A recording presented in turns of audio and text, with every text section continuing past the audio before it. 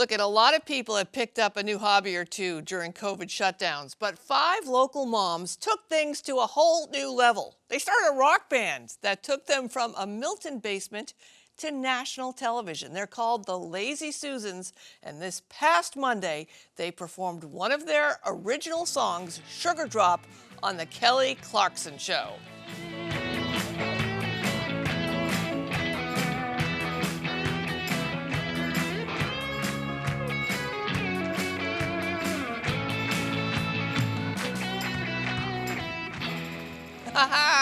I'm joined by 4 of the 5 Lazy Susans. I'm going to let you introduce yourselves and tell me what you play. Joanna, starting with you.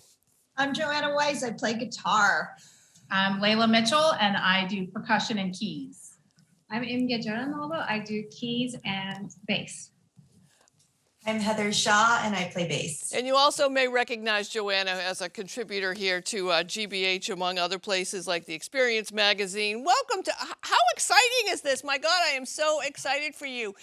What happened? I mean, I have a guitar that I borrowed when COVID happened, and it is still sitting exactly where it might have a piece of clothing on it. It may have turned into a hamper or two. How did you guys take this love of music and actually turn it into something during the pandemic?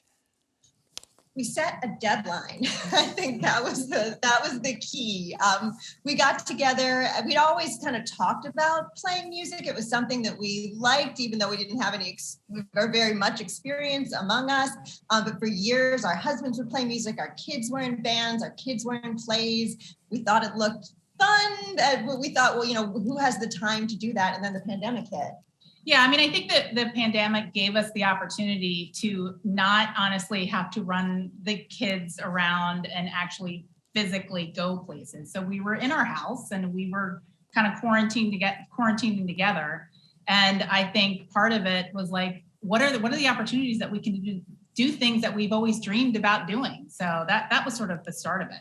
Imge, I'm going to start with you and ask you, tell me what your prior experience, I want each of you to go. We'll go with Imge and then to Heather and then back around again. Tell me, kind of like a Lazy Susan, get it?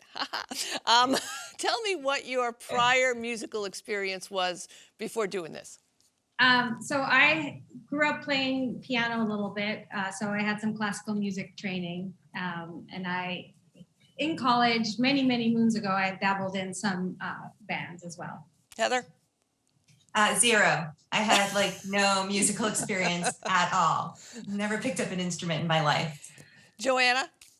So I had taken guitar lessons a tiny bit in my 20s, and my husband had taught me a few guitar chords, but besides him, I'd never played in front of anyone who I wasn't paying to hear me play. And Leila? I'm a pretty strong karaoke singer. I like to, we like to get together and like to pretend like we're the best singers doing karaoke.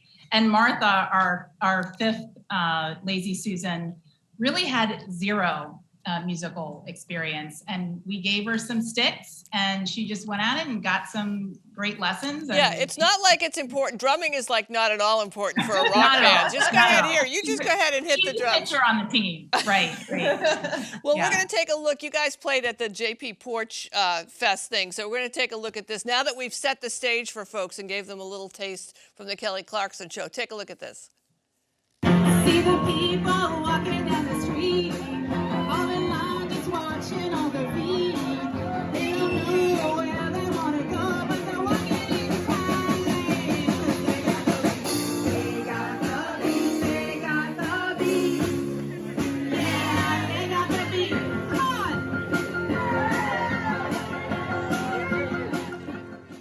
That, of course, at JP Porch Fest. You know what I love about the fact that we're listening to a Go-Go's tune is that they often have talked about how many of them didn't know how to play their instruments until they went on the road. And listening to your songs really struck me of that sort of punk era and how many bands have become so successful and not letting the fact that they didn't know exactly how to play be a barrier. What gave you the courage to go ahead and go forth with that in that mode? Yeah, it was Milton Porch Fest. Just want to. Oh, I'm sorry. I kept saying JP. Thank you, Milton. There are Thanks. tons of porch fests around, Right. and there it's an amazing thing because it kind of has the vibe of an open mic. I mean, it's a really friendly local Accepting. crowd. It's neighbors who want you to do well and want to support you. So we set that date on the calendar because we figured if we didn't set a date, we would never do it. And if we didn't have something to motivate us, like fear of humiliating ourselves in front of our friends and neighbors, we would never get it done. And I mean, Joanna, of course, acting like an editor-in-chief, both correcting me and putting a deadline in place, which gets it going. And I think I just booked you for the JP Porch Fest. So, right, yeah. Heather, I think you're going to say something. I was saying we've heard a lot over the last few months that it's not necessarily about the height of the talent. It's more about the excitement and the passion that you put into your music and kind of getting the crowd. So we're going to ride on that a little bit, and we're building our talent as we're going, of course. But I think that the excitement that we kind of bring to the stage, and even that a little bit nervousness too, sort of sets us a little bit different than those that have had a lot of practice over the last. Well, you're 10. definitely underselling yourselves, because if you had, seriously, I mean, I thought that you had all played before. Nothing strikes me as, these are just folks goofing around. This is really very good music, played very seriously with a lot of fun and enthusiasm. Where did you, I know that we were in lockdown, but where did you find the energy to do this, to commit yourself to this? Because that to me, when we get on the other side of this, when I look at the pandemic, I'm just going to think of this weight I had on my shoulders and this dread I felt the whole time, and seeking something that brought me joy, which you successfully did. How did you find the energy to do that? Energy. I can jump in. I mean, for me, I was on my computer a lot because I'm a professor, so I was teaching online, and my husband had given me the bass for Christmas of 2019, and it was just collecting dust. I hadn't really touched it because I hadn't played anything before. And so for me, it gave me an opportunity to be creative in a very different way than I had before. So for me, it was an outlet. I look forward to it. It gave me, I was using my brain in a different way than I was as a professor. So here's the gender studies question, right? I'm sure a lot of dads got together and made bands. And I'm sure a lot of dads on a regular basis go ahead and go to a garage somewhere or go hang out and make music.